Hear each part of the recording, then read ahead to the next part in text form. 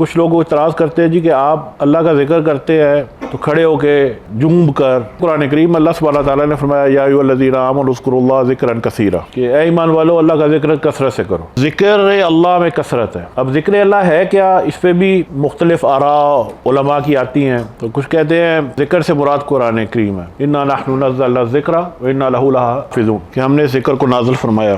لیکن same time جب ہم قرآن کی آیات کو پڑھتے ہیں تو وہاں پر لکھا ہوتا ہے اذا ذکر اللہ وجلت قلوبہم واذا تلیت علیہم آیاتہ زادتہم ایمانا کہ جب تو اللہ کا ذکر ہوتا ہے تو ان کے دل لرز جاتے ہیں اور جب قرآن کی آیتیں ان کو تلاوت کر کے سنائی جاتی ہے تو پھر ان کا ایمان مزید ہوتا ہے. یعنی کہ ذکر علیحدہ کر دیا اور قرآن کی آیتیں علیحدہ کر دی. جہاں تک ذکر کا تعلق ہے اس پہ تو کوئی شک و شبہ یا بحث نہیں ہے کہ اللہ کا ذکر ہونا چاہیے اور کثرت سے ہونا چاہیے. اب کیسے ہونا چاہیے؟ تو بات تو یہ ہے کہ اس کی ڈیفینیشن کہاں کی گئی ہے. تو اللہ کہتا ہے اذا قضیتم الصلاۃ فاذکروا اللہ قیاما وقعودا وعلی جنوبکم کہ جب تم نماز سے فارغ ہو جاؤ تو پھر اللہ کا ذکر کرو. کیسے؟ کھڑے ہو کے، بیٹھ کے، اور علی جنوبکم کہ پہلوؤں کے بل. اب کچھ لوگ اس پہلوؤں کے بل کو کہتے ہیں کہ یہ لیٹ کر کریں. اس آیت کی قرآن کی تفسیر میں جاتے ہیں تو وہاں پر جو کہا جاتا ہے، جو اس تفسیر میں انہوں نے کہا جی کہ ہر حال میں اللہ کا ذکر کریں. یعنی آپ کھڑے ہیں، آپ بیٹھے ہیں، آپ لیٹے ہیں، آپ اللہ کا ذکر